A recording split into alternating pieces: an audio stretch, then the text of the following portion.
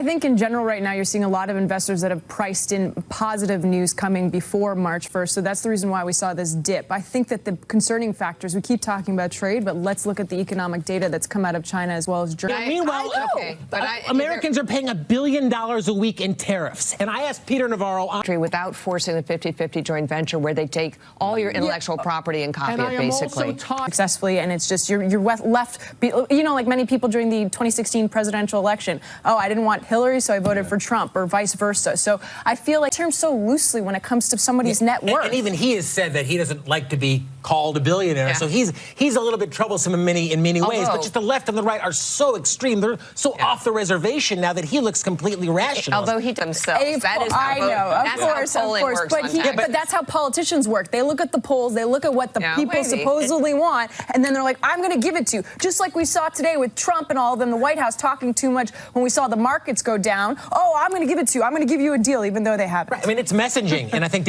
what we're comparing him against is to AOC and socialism. Right. Exactly. They're coming together. They were coming together at the end. They had to go back to 50, so that was one thing. But in a way, when you're seeing the popularity of the term greatness not as prevalent. And then the second part, too, is I want to segue to women, because that was a huge part of his speech as well. Were they going to clap? Were they not? They ended up getting up on their feet, but let's take a look at how the voters reacted.